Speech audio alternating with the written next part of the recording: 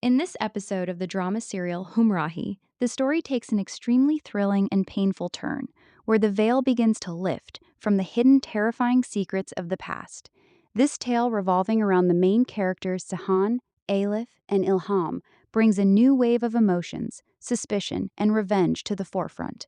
The story begins with a conversation between Ghazi Yusuf and his employee. Ghazi Yusuf appears extremely worried about saving his position. His employee says that we should have told Ilham that Sahan Baba has gone to America so that she would also return to her country. But Ghazi Yusuf does not agree with this. He believes that even after Ilham leaves, someone or the other might come in search of the truth. He wants to wait for Nishat B's report before making any decision. When he is told that Ilham will not leave without meeting Chanda here and is waiting, Ghazi Yusuf says in a straightforward manner that let her wait. There is no need to give her any importance. On the other hand, Ilham is sitting alone in her room, immersed in deep thoughts, and she feels that there is something very strange and suspicious in this house and environment. She recalls the past when her father preferred Alif over her, which she also complains about on the phone to her mother, that she and Alif always leave her alone. In the story, Ilham meets a maid named Shabana. When Shabana sees Ilham, she is stunned and emotionally says that your eyes and face are exactly like Alif Baji. For a moment, it felt as if she has come back alive. Ilham, who is a crime reporter by profession and works on high-profile cases, starts inquiring from Shabana about Alif. Shabana tells her that after her marriage, Alif seemed somewhat changed. She also reveals that Sahan was not present on the day of Alif's funeral, and people were saying all sorts of things that he is ill, in the hospital, or out of the country. Moreover, a few days before the death, there was a severe argument between Sahan and Alif, and Sahan left Alif here in extreme anger while Alif was crying. Ilham also meets Alif's close friends Zara and Samar in search of the truth. They are also surprised to see Ilham because she looks exactly like Alif's twin. In the conversation, the mention of Eng-Sub comes up, who was part of their group and had come to meet Sahan, but then suddenly disappeared.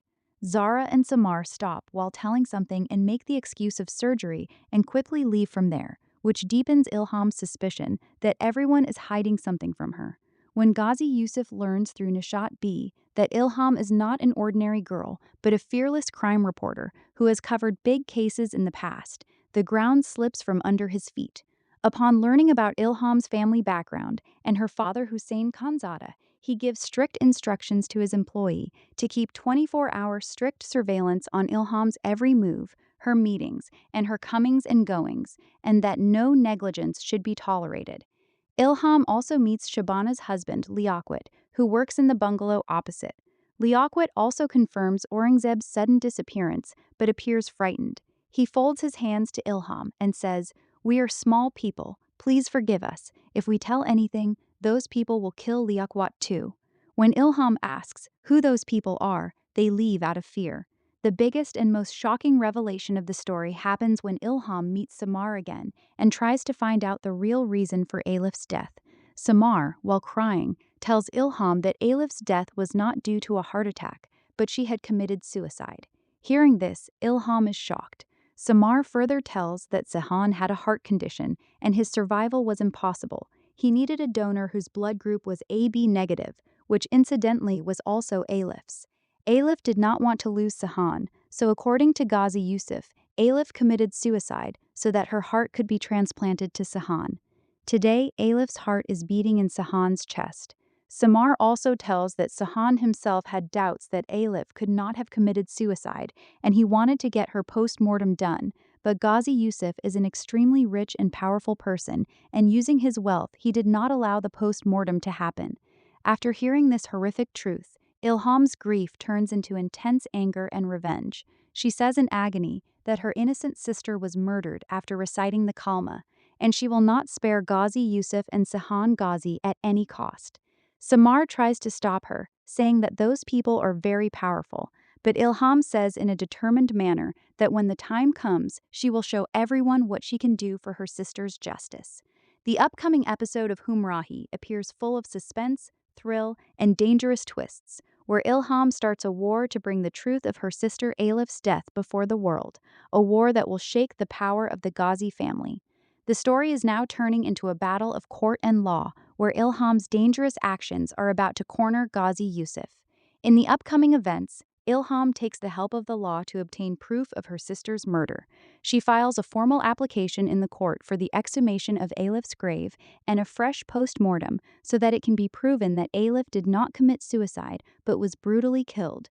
This news falls like a bombshell in Ghazi Yusuf's bungalow. Ilham directly challenges Ghazi Yusuf and says in straightforward words, "I see you in the court." She also raises the question that if Alif truly loved Sihan, then did Sihan really love Alif as much, or was it all a well-planned conspiracy? Ghazi Yusuf, who until now considered himself above the law, becomes severely panicked after this legal challenge. Ilham's this step is becoming a noose around his neck. On the other hand, Ilham's life is now in severe danger. Some suspicious and dangerous people follow Ilham and try to kidnap her by forcibly making her sit in a car. The kidnappers threaten her in a very terrifying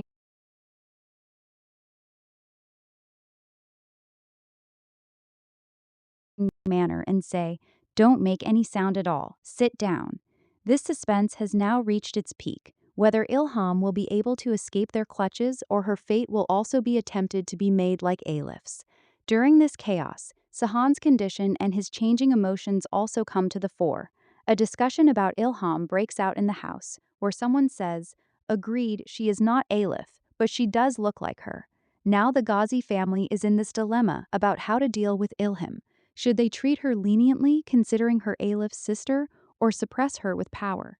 Meanwhile, another intense confrontation happens between Ilham and Ghazi Yusuf, where Ilham addresses Ghazi Yusuf and says, "Talk with manners and stay within your limits." She speaks this bitter truth to his face, that silence always saves the guilty, not the innocent. Ghazi Yusuf makes a final attempt to scare Ilham and says that she is crossing her limits, but Ilham is not going to back down now.